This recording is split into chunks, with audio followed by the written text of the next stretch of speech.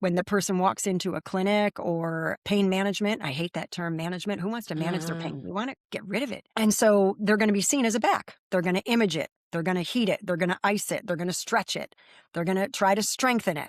They're going to surgically alter it. And the problem was the person couldn't rotate in one of their hips. So have they fixed them? No. Welcome to the Wellness Amazon podcast, where we talk about everything body, mind, and spirit, health and wellness. No subject is taboo here, and we have fun peeling back all the layers. Let's do this. Welcome, everybody. New episode out every Monday. Glad you tuned in.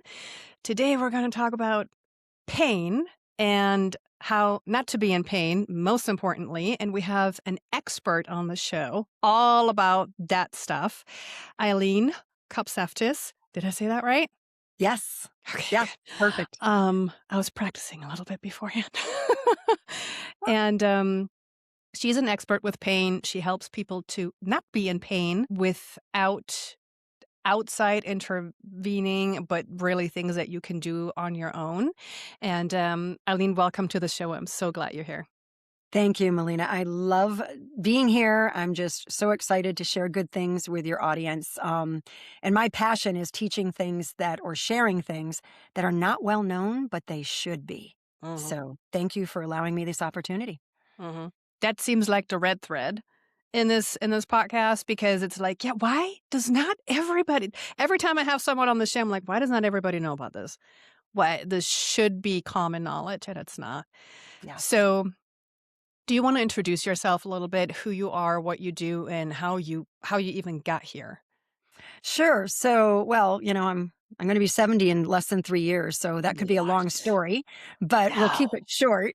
So when I was real little, I wanted to be a doctor. When it was time to go to college, I realized I didn't agree with the medical model because I didn't want to just medically manipulate symptoms and not really restore health, which is what the medical model does. Not picking on doctors. It's the medical model that I have a problem with. And then I decided, well, I want to be a nutritionist because I had studied the almanac, nutritional almanac. I loved learning about the relationship between what we put in our mouth and how it impacts our lives. And I had a lot of people, coworkers and things, who would ask me questions because they knew I was studying that stuff. And I was able to help people without even really knowing anything, just having the book. And so I was going to become that in my profession. And then when I got the book from the college and I realized I disagreed with most of what they were teaching, because at the time, kind of a dinosaur, at the time they were teaching the 4 food groups. And of course, we know now that's not really the way things go. But I still completely disagree with the guidelines that were just put out, that they put out every 5 years. There's a huge conflict of interest. Not to get off on a tangent, but you gave me permission. The FDA's job is to protect and support and promote the food industry. So it's a huge conflict. It's a huge bias. And the things that they put out are not necessarily sound science or what's best interest for us. So I'll just kind of leave it at that. But I knew that I would disagree with my professors. So I thought, well, if you disagree, they fail you. I may not pass. I may not get my degree. Right. And there was something about physical therapy in the book from the local university. And it's like, I've always been fascinated with the human body and how it works and anatomy and all of that. So that's how I ended up going into my profession. But fast forward about 15 years into my profession, I was introduced to an institute that provides a diploma in nutrition education, and they're not industry funded. So there's no bias, there's no conflict of interest. They're completely data driven and financially supported through tuitions. And so I was able to get that degree, which I love, and so I can help even more people now. But I think my passion is to erase pain from the world. And I know I need a really big eraser. And the first 15 years of my profession, I was extremely driven to learn as much as I could as far as manual techniques, because I learned that if I could figure out what was going on with somebody, usually where the problem was isn't where the pain was experienced. And so, for instance, if somebody had chronic shoulder pain, most of the time it was because they had a sacral torsion. We corrected the sacrum. We calmed down the lat dorsi with a very simple technique. It would take 10 or 15 minutes.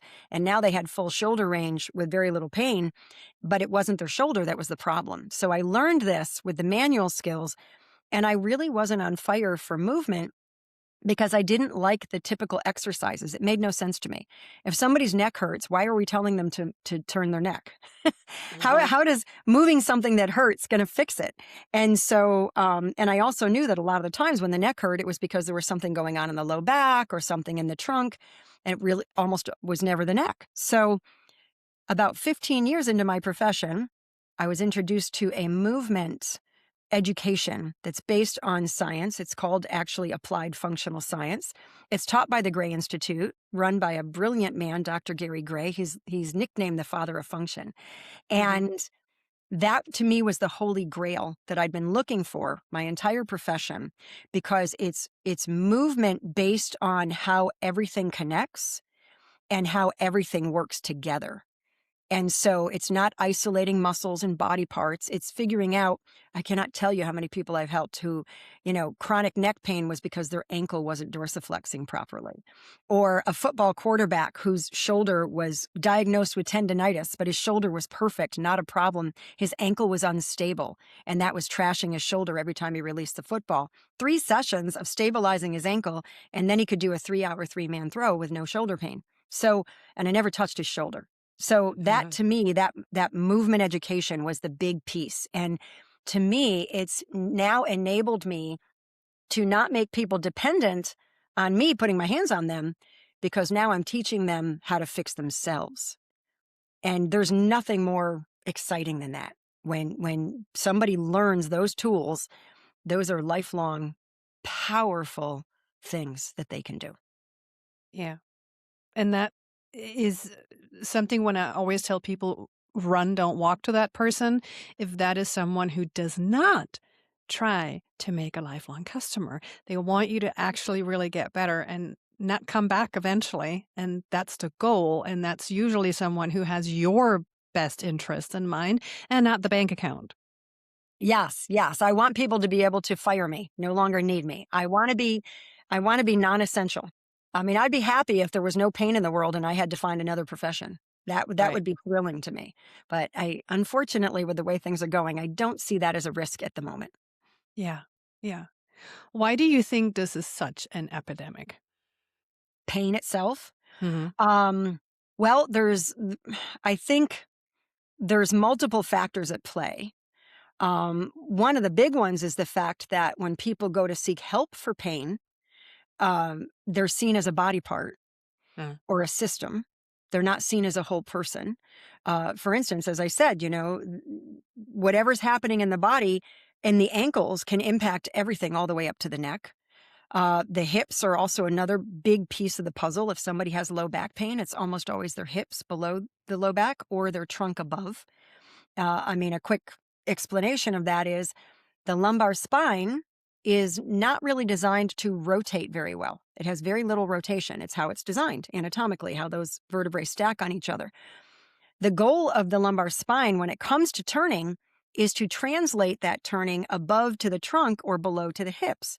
So, in other words, me standing here, if I go to turn around and look behind me, my trunk is rotating, Uh-huh. and my lumbar spine's job is to send that rotation down into my hips. The lumbar spine's job is not to turn. So I do this. Now, what happens if my hips don't rotate well? What happens if I've got a hip that's not really turning well? The low back is going to get yanked because there's no place to send that rotation. But when the person walks into a clinic or pain management, I hate that term management. Who wants to manage their Mhm. pain? We want to get rid of it. Um, and so they're going to be seen as a back. Everybody's just going to focus on their back. They're going to image it. They're going to heat it. They're going to ice it. They're going to stretch it. They're going to try to strengthen it. They're going to surgically alter it. I mean, all these things. And the problem was the person couldn't rotate in one of their hips. So have they fixed them? No. So they become that chronic back pain patient. And and there's this pie chart that I show. I do a lot of online events. They're all free, by the way. And there's this pie chart that shows 70% of people diagnosed with low back pain is unknown cause. Uh-huh. And that's why, because it's not the back. So that's, I think that's one of the biggest reasons people can't get pain resolved. Now, why is it happening? That that could be a mixed bag because everybody's unique like a fingerprint. Sometimes I say we're all a bunch of snowflakes because we're all different. And and so somebody who has a different history, I could have 3 people walk into a clinic setting and they would have the same exact diagnosis and the same exact symptoms, but require a completely different plan of care to resolve their issue because they've got different lifestyles, different way of how they nourish their body, whether they hydrate their body, whether they move their body, what kind of job do they have? Are they sedentary? What's their personality? Are there somebody who sees the glass half full or the glass half empty? That impacts things. Do they have a history of trauma? What's their belief system, their mindset? So it makes us very unique, and that's why that evidence-based medicine for pain is never going to work because we're all unique. And yes, there's lots of data, and I am kind of a data girl. I do look at the data, I do look at the science. I do want it to be science backed. However, people aren't data. Right. Right. And why is the pain happening? Well, again, as I said, we've all got different histories. Maybe somebody fell off their bike when they were 12 and they created this torsion and they don't know it. And their body's been compensating for 25 years because the brain's trying to figure out how to get them to move without aggravating things. And they don't know they're compensating. And then those compensatory mechanisms start to break down because they're not meant to do that job. Uh-huh. So, so there's that. Somebody could be in a little fender bender and your foot's on the brake, you're sitting at a red light, somebody rear ends you. Even if it's not a massive impact, that force enters the pelvis because you're sitting, and because your foot's on the brake, you're going to get this torque. And that's not going to show up on an x-ray because nothing Uh-huh. fractured, Yeah. And so I mean, there's so many reasons that people experience pain. One of the big ones, I believe, one of the top 3 is the fact that people are sitting so much more than they used to. Uh-huh. And when you sit on your power source, I call him Max, it's the back hip. When you sit on Max, he shrinks, he weakens, he atrophies. You lose your ability to have power when you're doing anything. And that's not good. And again, if you're sitting, the front of your hips will lock short. So when you go to stand up, those muscles that attach to the lumbar spine, by the way, will yank. And so you'll get back pain when you stand up and you think it's your back, but it's the front hips they've locked short. You've got to know how to release that, how to open that up. So, you know, eh, what we do during the day radically impacts our bodies for the good or the bad. And Uh-huh. unfortunately, there's so much information out there that's inaccurate that people get lost in the sauce. They don't know what to believe. They don't know what to do. They start to think, well, it doesn't matter what I do because, this one says this is good. That one says that's bad. Right. Tomorrow it'll be flipped. And I understand that, you know, but it's also important for people to understand that in this world of AI impacting what we are exposed to, when we go to research something, AI sees the things we're looking at and it just sends us more of the same. So we're just going to keep getting everything that we already agree with. We're Yeah. not going to get the opposite opinion. We're not going to get a different opinion. We're not going to get some other voice. And so we're going to think everything we believe is right because that's all we see.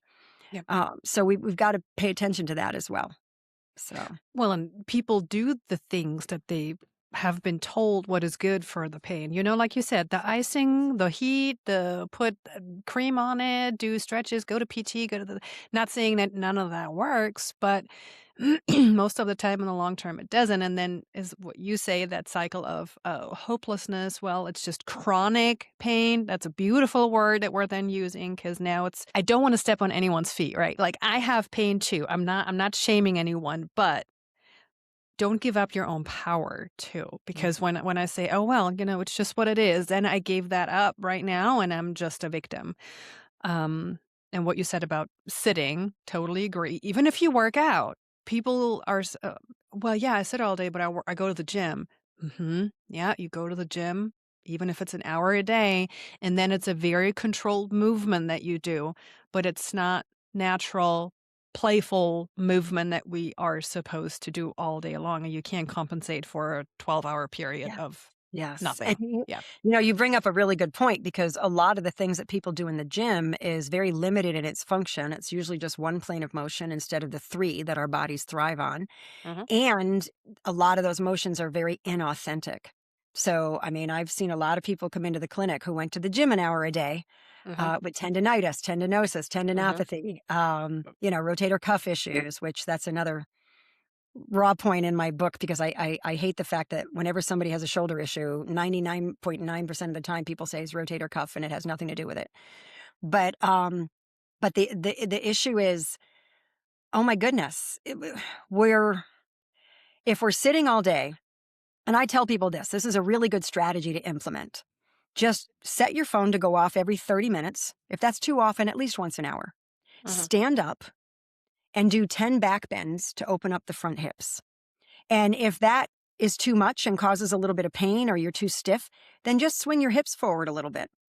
And if bringing your hips forward still causes a little bit of back pain, try kind of doing the opposite motion. So send your hips backward to loosen up and relax those front muscles and then ease into them.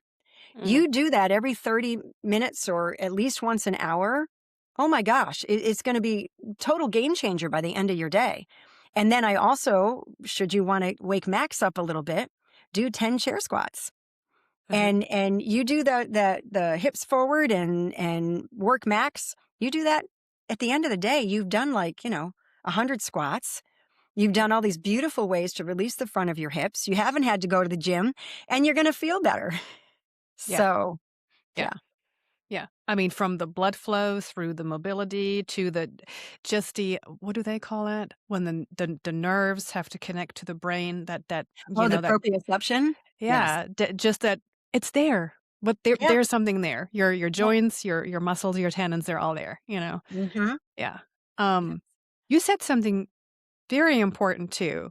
Like the example when someone is 12 years old, falls off their bike, has something going on for 20 years and doesn't know it. So, in my personal opinion, that is exactly what happened to me with various things, not everything, but that things show up later. They don't necessarily hurt right, 5 minutes later, the next day. Maybe you're sore because you fell, but then it's like it gets better and you move on.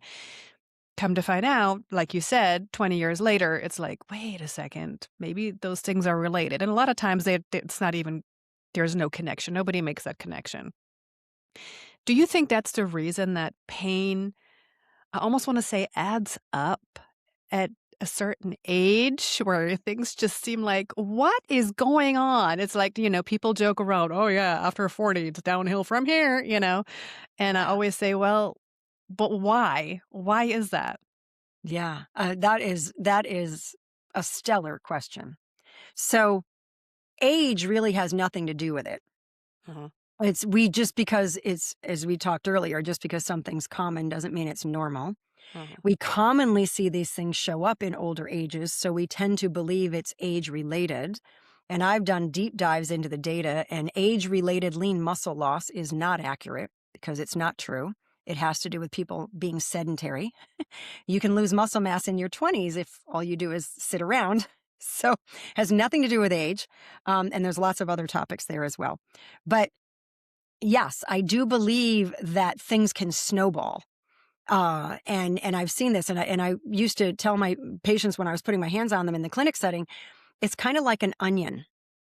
Whatever happened to you when you were 12 Uh-huh. created this sacral torsion. Maybe it's a left on right, posterior sacral torsion. And then because of that torsion, your brain had to figure out how to get you across the room when you were walking or do whatever physical tasks you were doing. And it caused you to do all these funky things that you didn't weren't even aware you were doing because your brain won't tell you it's cheating you with movement because it's just trying to protect you. So now something else happens because of that contorted whatever you have to do. So Uh-huh. now you might end up with maybe a vertical rotation, or you might end up with a rotation up in the thoracic spine or something else that goes on. And then because of that, the body will create another compensation, and so on and so forth. And I've worked with people and had them on a table and found, okay, we cleared this. Oh, now here's something else showing up. Okay, we cleared that. And then maybe nothing shows up, but when they get up and live life for a couple days and they come back, whatever was under that now shows up, and we can clear that. So it's kind of like layers of an onion. And once Mm. you get to the core issue, you're home free. So it can be that way. Now, what I've learned is I've learned how to teach people how to fix themselves. Now, sometimes they do need to find a local clinician who's trained in the things that I recommend for what they're reporting or what I'm observing when I do the consultations, if I'm not in their area. And sometimes that's necessary, but a lot of the times there's certain movement strategies and there's other self-care strategies that I've learned to teach people that can help them to resolve anything, even if it's I remember, and this is the funny part too, and I really want to share the story. I worked with a woman who had very intense, severe sciatic pain. I mean, she had Mhm. that pain in the butt that was just unrelenting and would go down the leg. Nobody could find anything wrong with her with imaging. Now, there's the flip side of that too. There's people who have things show up on imaging, but what shows up really isn't the cause of the pain. So that's a whole nother conversation. Yeah. But nothing was showing up. And she's like, everybody thinks I'm crazy. I've had this pain for 20 years. Nobody's been able to help me. And, even I'm starting to think I'm crazy. And of course, I find that she's got a torsion, she's got this. And she's like, thank God you're finding something. And now I know I'm not crazy. So we're working on stuff. Well, her piriformis, which is a very deep muscle in the buttock that sits right next to the sciatic nerve for about 87% of the population, that was in a spasm. It was in a very low level spasm, but it was aggravating that nerve. And so we fixed the reason it had originally become in a spasm, because when a torsion occurs, the muscle kind of wants to pull back because it's getting yanked abnormally. So this muscle was just trying to protect itself. So we had to get this muscle to relax. And oh my goodness, that muscle was stubborn. However, we did get it to relax. Now, she was adamant that she had done nothing to bring this on. She could not remember any reason that she had this pain. Mm. She started to yell on the table because the muscle finally released and blood just rushed because now there was no restrictions, everything. She's like, oh my gosh, my whole leg feels like it's warm. What's going, she was just freaking out. And then she goes, I remember what happened. I was wearing these stupid shoes. I was hanging clothes out on the landing and it was wet. It was in the morning and these stupid shoes were slippery. And because I was wearing these stupid shoes, she must have said stupid 120 times.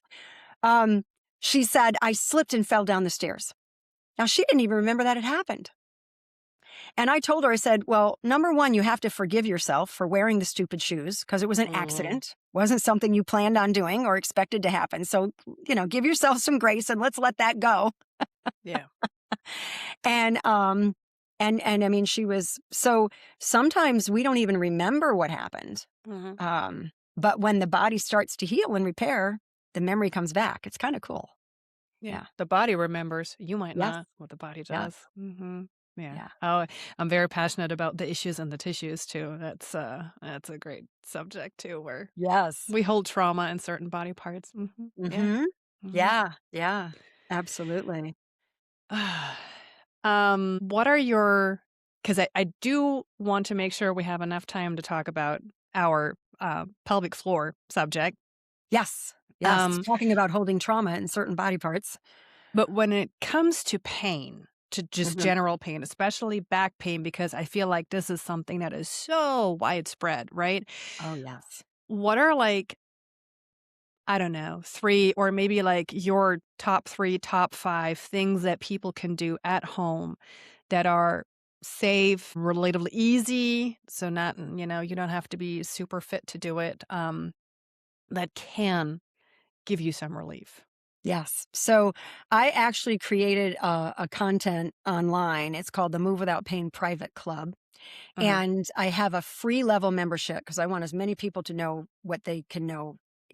I'm not, I mean, I would do what I do for free completely if I didn't need to keep the lights on. Right. But I want people to know this stuff. And so I've got a free membership and it has a 23-minute video that will show them how to walk through the 3 planes of motion and see how their body's performing. And the video explains what body parts to kind of pay attention to. So, if you have back pain, pay attention to what are your hips doing? What are your ankles doing? What's your trunk doing? If you've got shoulder pain, what's your pelvis doing? What's your ankle doing? What's your trunk doing? It's always something else that's not working right that's causing that pain experience.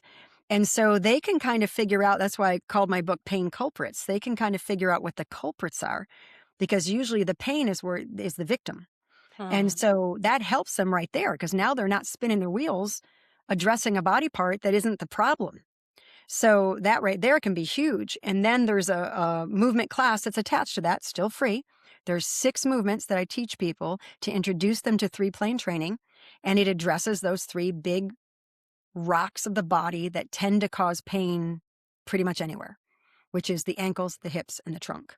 So they learn how to move those. And I've had so many people, Melina, email me who eliminated their pain or made a huge difference in their function just from the free class. Hmm. So I highly encourage people to check that out. And the movements are not hard. It is a video, but when I teach the movements, I recommend lots of modifications. So no matter anybody's fitness level or pain level, I teach how to do the movement without causing pain. And Yeah. that's key, because this isn't that no pain, no gain garbage. Yeah. When you want to rehab your body is just going to want to protect you from you if you're causing pain, especially if it's repetitive. Hmm. So you've got to find a way to do the movement, modify it as much as you need so that you can do the movement with success, because our body loves success Hmm. and it builds on that. That's awesome that you have that. And I love that it's videos too, because you need to see exactly the instruction and Yes. making sure that you do it correctly too. Because we just had a functional yoga episode, and it's just time and time again that people do the movement wrong and think they have to be super bendy and look super sexy for Instagram, and that's not it. That's not, your spine does not thank you for that. Thank you very much. So yeah, that's Yeah, great I've that had you do people that. come into the clinic who got injured during a yoga class, and it wasn't because of the yoga. Hmm. It's always one of 2 reasons. They did something they knew they shouldn't do Hmm. because they didn't want to look different in the class and not do it. Yep. Or, unfortunately, there are some yoga instructors who are better than others or not as good as they could be, and they're not teaching modifications or ensuring that their students in the class are doing things that aren't hurting them. So, Yes. yeah.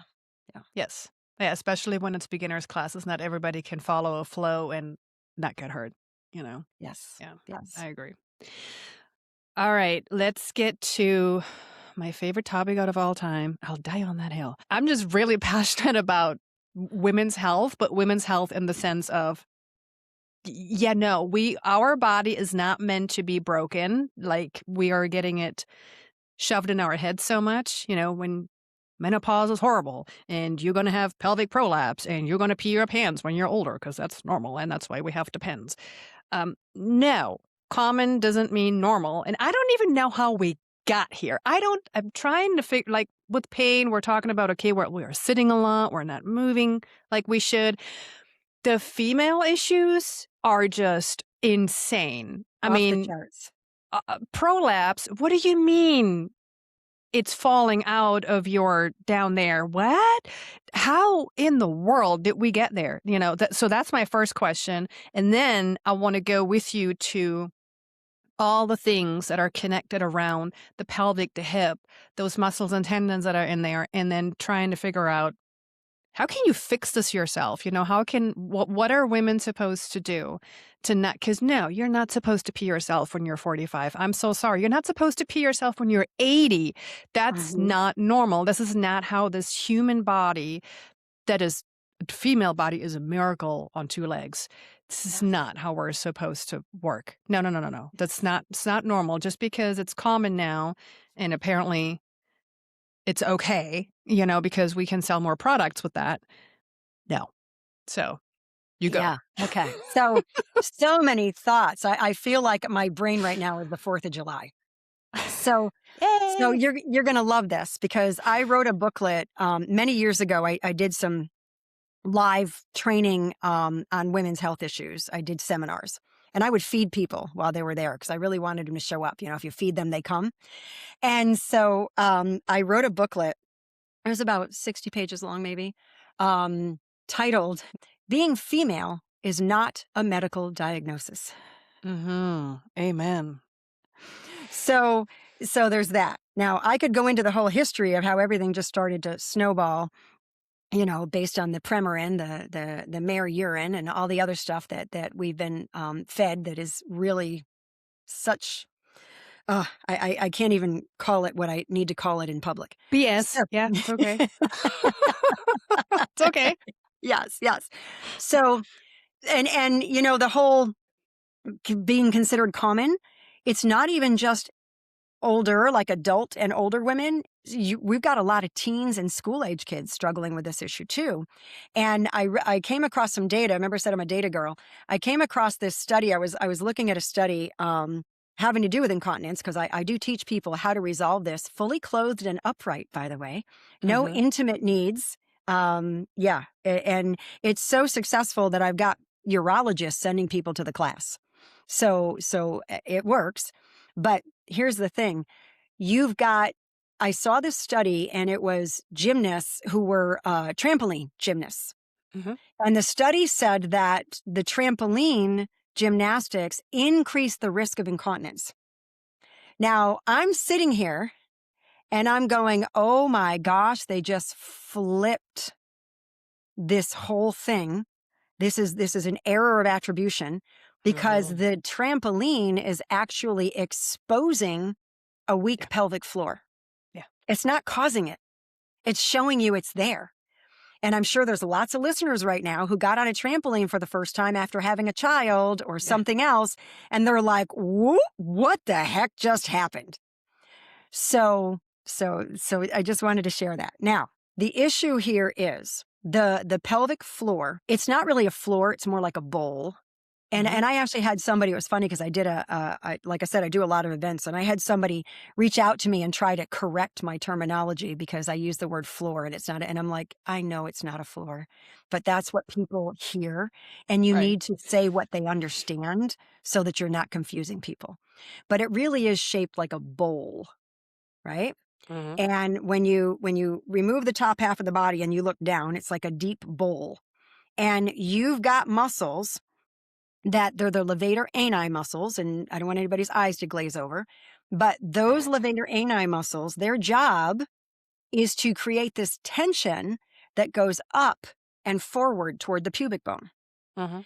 And if they don't have the ability to provide that tension, when the bladder starts to fill with urine, and it can hold up to 2 cups if it's a healthy bladder, it gets really heavy. Mhm. And that levator ani muscle is going to give way because it can't support that weight. And Mhm. when it gives way, it pulls open something called a sphincter, and that's when you have unwanted leakage. Mhm. Now we've got 2 sphincters, internal, external. The internal sphincter tells us we got to go. And the external sphincter we've got control over if everything's working right. Mhm. And we can keep that closed until we're on a toilet and we decide to open it. Now, what happens is if those muscles are so weak that that bladder pushes down into them, it pulls that sphincter open and you can't keep it closed to save your life. So you're fighting a losing battle. So that's what's happening. Now, there are other reasons. Sometimes there's nerve damage. Sometimes there's, there's a lot of stuff that can happen.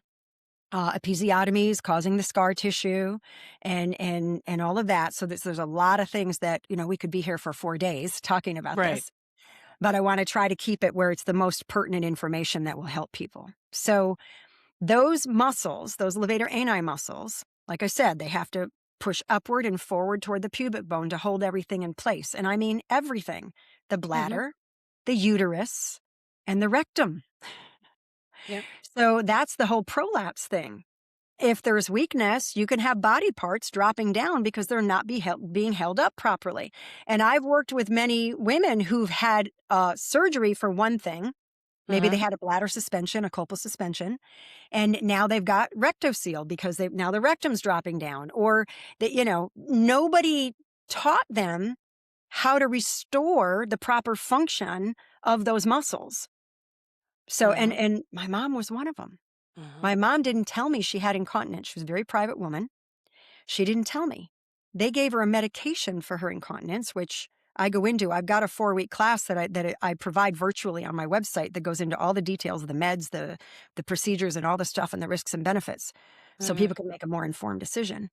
But she was on this medication. It wasn't working, of course. She never said anything to me. Then she went to see a different person with a different opinion, and he said, "Oh, you're at the point now where you need surgery. We've got to lift your bladder, and that medication you were on was the completely wrong thing for you because that's not the Oh type of gosh. incontinence you have." Okay. So there's that. Now it Uh-huh. gets even worse because the medication she was on for the incontinence gave her tachycardia, which they put her on a med for heart, Of course. which gave her vertigo. Yeah. And then So probably a now med she's for on that, right? 4 different meds because of the Mm-hmm. wrong med for incontinence. So yeah, Right. I could just go off right now. I get so angry at the human Mm-hmm. misery that occurs. Mm-hmm. But all those medical people were doing what they know to do. Right. And people can't teach what they don't know. So there's that. So in order to train these muscles properly, you need to be upright. Now, Dr. Arnold Kegel, I am so thankful to him because he brought this into the light because nobody talked about it. Nobody even told their doctor they were having it because everybody was ashamed and embarrassed. So now at least it's become a topic that's talked about. Mm-hmm. Unfortunately, there's so many things that have been designed to treat it that are a lot more harm than good, Mm-hmm. a lot more risks than benefits, that I would have trouble sleeping at night if I wasn't part of the solution. So here's the thing. Those muscles fascially connect to your external rotators in the hips. And that fascial connection is why when you're on your feet and you're doing really good movements against resistance, rotating out, rotating in, and there's this beautiful little device that a colleague of mine created that makes it so easy to do. Very inexpensive device. It's a little ball with these special straps, and it stays in place. And it provides beautiful resistance, external, internal rotation in weight bearing, all kinds of movements you can do with this. I highly recommend it to everybody. And I don't sell it. I don't ever want to be a store, but I highly recommend it. And so when people learn and do these movements, they see results. Mm-hmm. They see success. They see, as a matter of fact, I just got an email the other day from somebody who said that she can go for an hour and a half run and not even need the bathroom for an hour after the run Wow. since she's been doing this pelvic work. Mm-hmm. So, and now the aside from this is when you strengthen the pelvic floor because it's 25% of your core, you can improve back pain. You can improve hip pain. You'll see knee pain improve. You'll Uh-huh. see so many other side benefits. It's astounding Yeah. because there's a reason that weakness was there and that was impacting everything. Yeah. Every time my knees hurt, I work on my hips. Yes, Because I love it. when my hips are tight, I know that my knees are going to hurt, and it's never a knee issue, it's always a hip issue. Yeah. Yeah. Mhm. See, so you're empowered with that knowledge. And that's what I tell Mhm. people. Your knee is just stuck between the hips and the ankles with no place to go. Yep. Almost everybody has a history of an ankle sprain Yep. or some kind of limitation with an ankle function, and they never knew that it wasn't working right. The knee gets trashed because of that. Same thing with the hips. The Mhm. knee gets trashed because of that. Yeah. Yeah. Well, I mean, the thing is, especially when we talk about one of my favorite subjects, menopause, Mm. because this is all that stuff that's, dryness, pain, tightness, lack of libido, all of that stuff. I have found that working on your pelvic floor, let's just call it that, right? For lack of better words, it solves all of that. Mm. All of that. Funny how that works because, yeah, if you bring blood flow there, lubrication, if things are not hurting anymore, probably libido problem, right? Uh-huh. If there is movement and everything is functioning correctly the way it's supposed to be, then it feels like 10 years ago Yeah. when the problems weren't there. Like it's supposed to be. It's supposed to be that way. It's not supposed to shrivel up and, you be as a human shriveling up because, oh, well, it's just life is over after menopause. This is really an indoctrination, and I don't know if this is not in all cultures. This is especially in the Western Hemisphere, that we're not treated as wise women when we get to a certain age. No, we're treated like garbage. Mm. And it Yeah. really is such a profound, beautiful work that you do because I don't know. I hope that people see more than just what meets the eye when they work with you because at first you think, oh, yeah, okay, pain, I'm going to fix my pain, I'm going to fix my joint or whatever. It's so much more. It is so much more than that. Yes. Yes. Absolutely. And when people start to understand the truth, and I can tell you this is the most common thing that I hear from anyone who hears me speak or attends an event or a class, they always say the same thing. That makes such sense because, we resonate with the truth. And we don't even realize that what we've been believing isn't true until we hear the truth. And then, people are empowered. They're like, "Oh my gosh, yeah, if you walk into something and people see you as a body part, they're going to be very limited in how much they can help you. They can't tell you what they don't know." And so you need to find somebody who sees you as a whole person, who sees everything about you. And I don't mean they have to be God and know Mhm. everything. I mean, I'm not omniscient. I don't think that's ever going to happen. Right. But understand the basic function of how the human body is designed in its ability to move, its ability to heal, its ability to do, I mean, on a cellular level, Yeah. the human body is not designed to decline. And this whole menopause thing, I got to share this. So when I was in college, there was a professor who was working on his doctorate. He had his master's. He was working on his PhD. And we got into private conversation one day.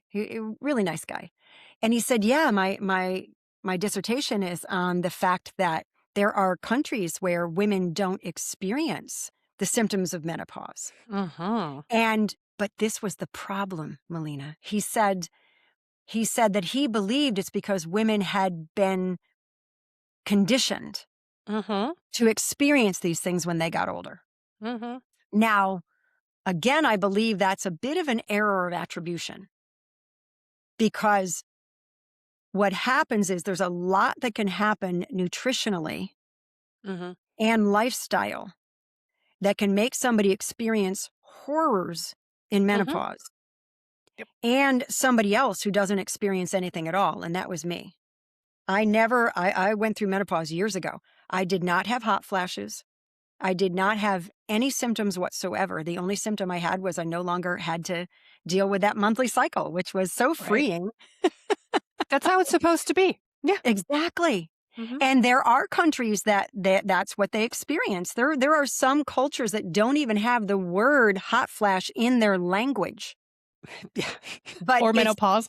right. But it's not that we're making it up and it's because we've been conditioned to believe it. Uh-huh. It's because of our lifestyle, our diets, it's the Western culture that Uh-huh. causes it to happen. But if we don't know that, if we don't know there's another option, there's another road we can take. Yeah. 100%. That circulating estrogen, it gets radically increased by ingesting dairy products because dairy comes from cows that have been impregnated and they've got a lot of estrogen circulating in those dairy products. That radically increases the estrogen in our bodies, which is going to screw with our hormones and our Mm. cycles and all of that stuff. Carrying excess weight will increase estrogen circulating in the body. There's so many different things that people, when they know this, they can make different choices. Uh-huh. And maybe they will choose not to, but at least they've got free will. They've got the right to choose. But if you don't even know there's a choice, you're a Yeah. captive prisoner. Yeah.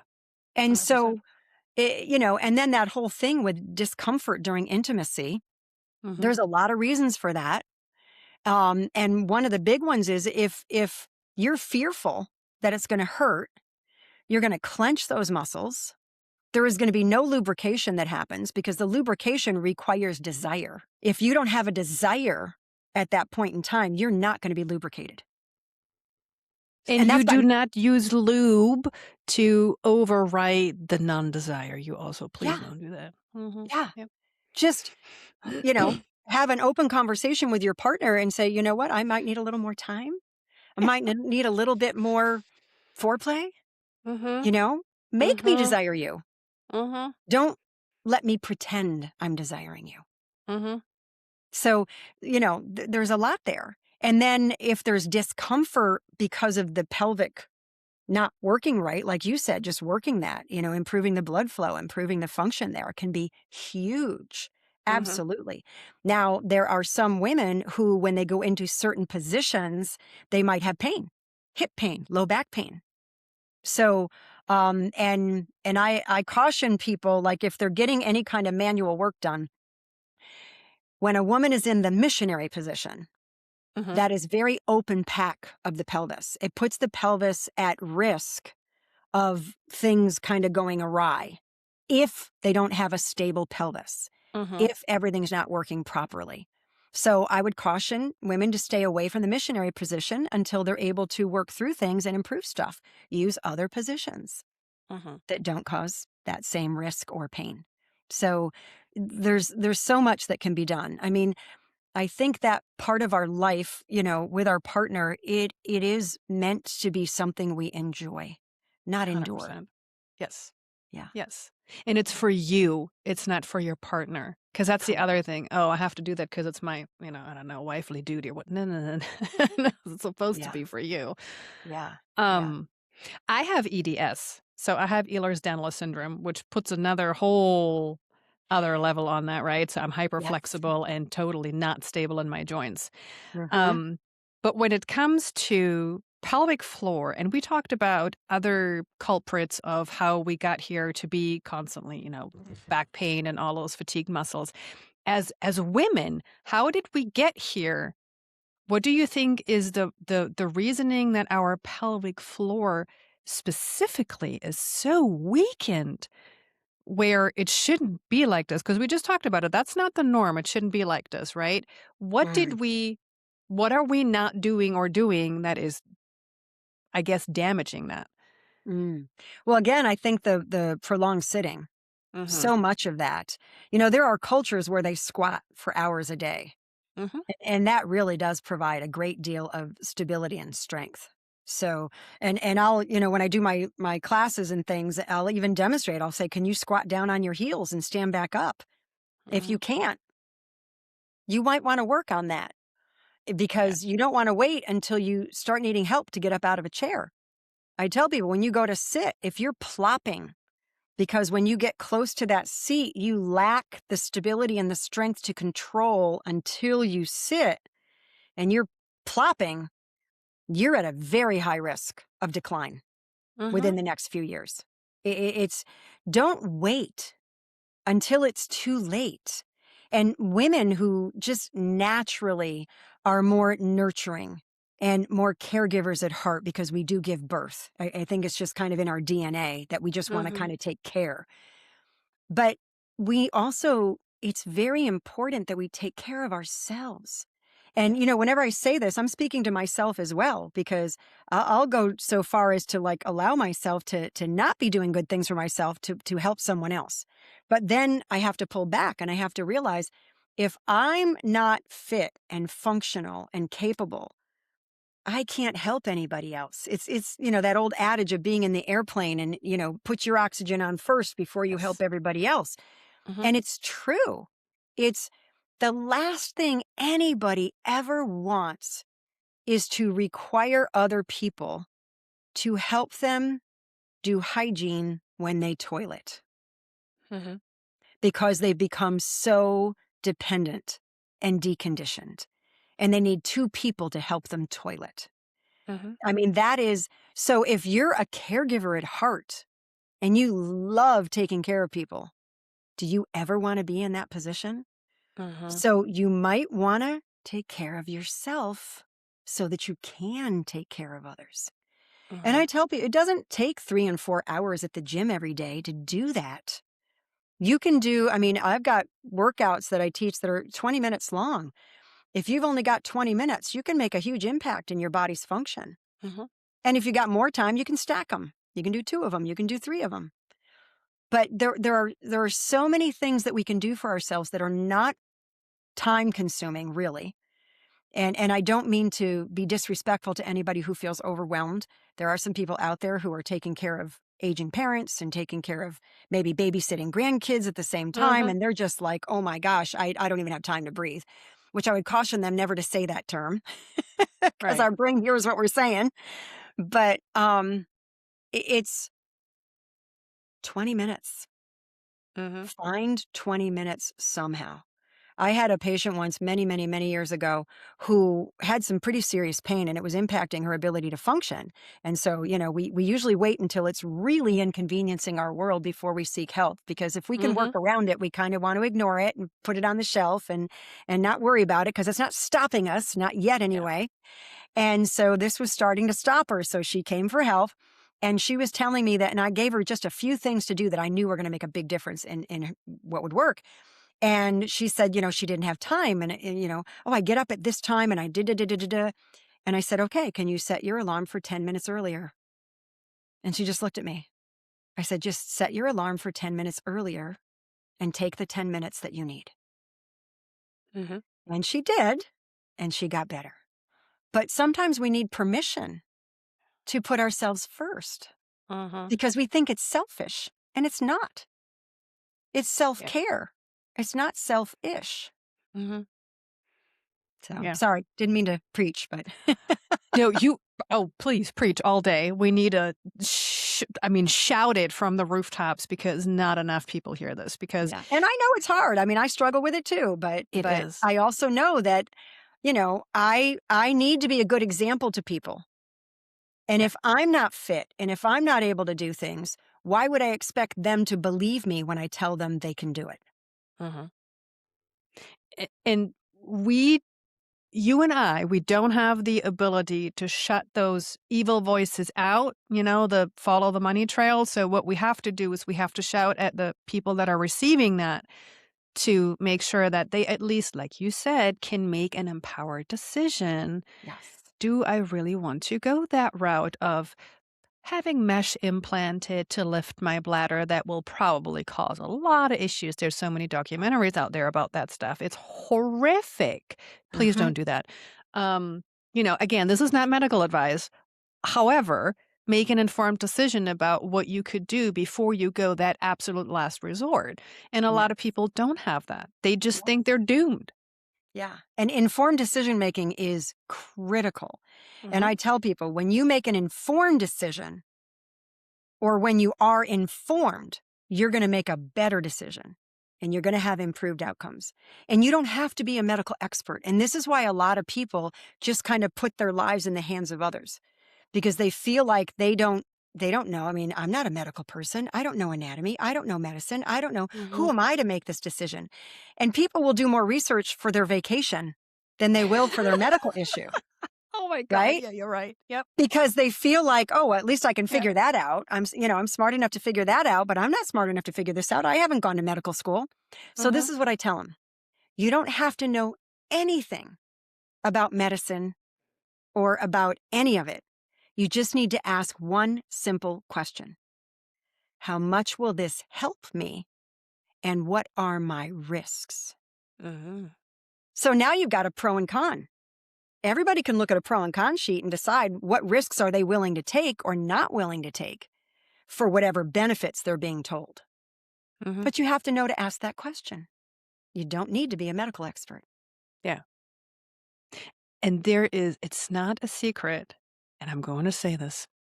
It's not a secret that women are more exploited in the medical field than men, Oh, absolutely.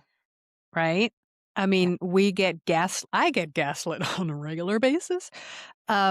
It's all in your head, or no, we need to do this, not that. You have no autonomy over your own body. You can't listen to your own body. You don't have intuition, none of that stuff.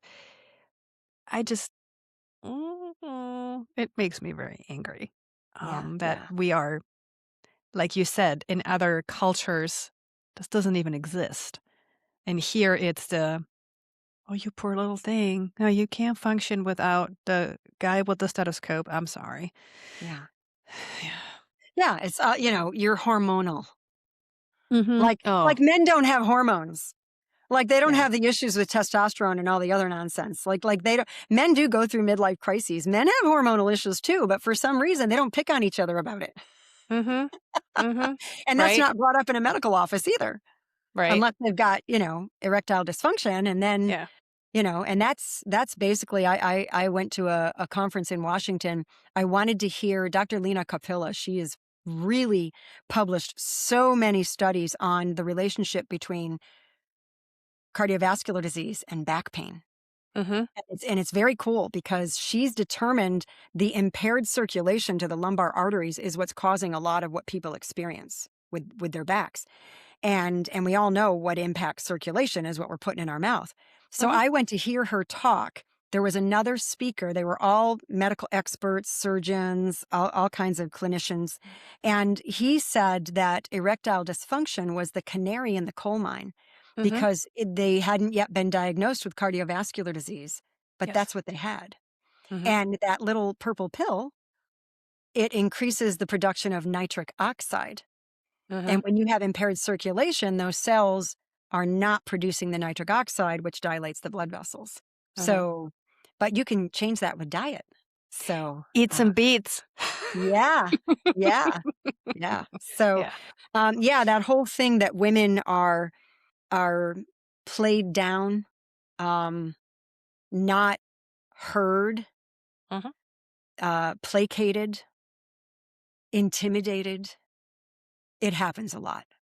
I Yeah. had It's so funny because it's kind of in my DNA to not be intimidated. I mean, I do my best to be very respectful to people, and I very much honor people who know more than me, and there's a lot of them out there that know a lot more than me. But there was this one physician who wrote something on a chart that had to do with my daughter. I had brought her in, and I didn't realize we had a window that was leaking in the basement, and she got some mold, and it impacted her lungs. And so we brought her in. Well, he documented something, and it was about a medical choice we had made when she was younger. And he made some outlandish statement on this, and I was like, "What?" So, and I happened to work in the medical building where his office was, and so I walked right by his office to walk out the back door to go to the parking lot. And I went right in with the paper. I said, "So tell me where you have the data to support this comment." Mm-hmm. And he just turns around and he looks at me. Well, it's what I've observed. It's what I've seen. I go, "So there's no data behind this. This is just your opinion." Mm-hmm. So, I mean, he tried to intimidate me into some other decision for my daughter that I knew had radical risks, including death, that I Right. was not going to choose for my daughter. Yeah. And I said, "Nope, done the research." And but but this intimidation factor, it fires me up. I just Mm-hmm. want to, I've always been for the underdog, even as a little kid. And bring somebody with you when you have your appointments. Bring somebody with you. If you can bring a guy with you, bring a guy with you. It's going to completely change the interaction that's going to Mm-hmm. happen. Mm-hmm. Um, but know that you do not have to say yes to everything that is Yes. recommended to you. Ask that $1,000,000 question. What are my risks? What are my benefits? How much will this help me? What are my risks? And make an informed decision. And if your practitioner doesn't respect your decision, fire them. Mm-hmm. Yeah. You're the customer. Ex- Thank you. Yes, you pay them. Yeah. Mm-hmm. Mm-hmm. Yeah. And you also, the option is not off the table. You can still say yes later. It's not, sometimes it always feels like you're in the doctor's office and you have to say either yes or no right away. But Yes. that's not true. You can take it home, you can sleep on it, you can discuss it with other people, you can find more research on your own. You can, really like marinate in that a little bit because it's Mhm. most of the Mhm. time it's big decisions, even if it's just a pill, or it doesn't even have to be a surgery or anything like that. Whatever goes in your mouth will have an effect on your body. Right. Sometimes short term, sometimes long term, sometimes both. Yes. Yeah. So it, you know, and Yeah. And I've had a lot of people come into the clinic setting who said, man, I wish I knew then what I know now. I would have never agreed to that, because mhm, they're still dealing with the fallout sometimes years later. And you're right, you don't have to make the decision right now. And I've actually talked people off the ledge more than once mhm, because they were given some very scary diagnosis and said, okay, so we're going to set you up for this tomorrow and then next week and we'll do. And I tell them, can you ask them, is there a hurry for this? And it's really surprising how 9 times out of 10, the physician or the practitioner will say, "Oh, no, you've got time. You can take some mhm, time to make your decision." mhm. But they're very quick at wanting to get you scheduled for everything without telling you you've got time and you can, because they just believe their opinion is correct. Get a second opinion. Yeah. I mean, you could go to three people and get 3 completely different opinions about the same issue. Mhm. And that's why it's called a medical opinion. Yeah. And you can also go to different specialists that will probably know different things. Like I, for example, sometimes I go to a chiropractor, but then I also go to the osteopath. They Mhm. don't always agree on everything, right? And I usually go with the opinion that is less less doomsday, right? If you Yeah. tell me that, oh, this is going to be like this for the rest of your life, or no, you know, I don't know. I love when, and I have had cancer in my family, and every time we had a diagnosis, which we unfortunately had happen a lot through generations, you're going to die. I get so Mm. angry. Like, don't tell them they're going to die. Because if I tell you long enough that you're going to die, even if you're a healthy person. Words Yeah. have power. Yeah. Um, Yeah. do I you? always, if they try to tell me I've got something, I just say, I'll say right, I reject that lie from the pit of hell. Yeah, I yeah. don't receive it. Nope. It and even if there is a diagnosis, there's you and I have that same belief. The body is this wonderful, miraculous Amazing. machine that is amazing, and all of these, you know, neuroscience, everything is firing together, and it's a beautiful thing that can heal itself. That's what we're made for. Our cells constantly renew themselves, and that's all we are. We're just a bunch of cells. Everything is made out of cells. So don't tell me that something is you're doomed. The whole doom language is Yeah. just I don't Oh, like I've it. I've worked with so many people who prove the doctors wrong. It's just it's amazing. Yeah. Mhm. Do Mhm. you recommend Kegels? Um, I don't. I'm not saying that they shouldn't be done. There's a couple of reasons for that. One of them is most people do them wrong. Mhm. So they're not actually activating the right areas the right ways. So, and then if they do happen to have prolapse and they are causing pressure against those organs that are not positioned correctly, they can actually cause more harm than good. So, Mhm. again, I'm very thankful to Dr. Kegel because he really brought a lot of, and when you look deep into the history and what he actually taught and what he actually did, it's extremely different from what's being taught now. I mean, it has morphed into something that is, and if Kegel's worked, there wouldn't be aisles full of disposable underwear options in every Mhm. store in the country. So I think it's a beautiful first sentence to a book that people need to know. Mm. Okay. And you have also you said you have information and Yes, resources on your yes, I website. have. Yep, I Okay. have an online, a virtual course. It's a 4-week course. I go into a lot of the informed decision making Mhm. topics on medications, procedures, all the different things that are recommended, why, and what are the risks and the benefits of those things, including the mesh and all that stuff. Mhm. Um, and then there's movement classes. I teach them how to do those movements to help to get the pelvic floor working properly. So yeah. Awesome. I will link everything you have in the show notes and your contact information so people can also reach out. And I'm hoping that nobody here is shy to ask questions or commenting or even reaching out to me and I can forward it or whatever because again, nobody's doomed. You do not have to live with this. You do not have to live with any of the symptoms we listed in this episode. Again, this is not medical advice, right? Talk to your practitioner. We're not saying that everybody's getting cured from this episode. But it's an information that I think people should go and sit with a little bit to, like you said, make, I almost want to say better decisions, but just informed decisions and respecting Yes. yourself, respecting your body, and respecting the fact that, yes, you can have quality of life. Yes, absolutely. And just remember, whoever you talk to, they can only tell you what they know. They can't Uh-huh. tell you what they don't know. Yep.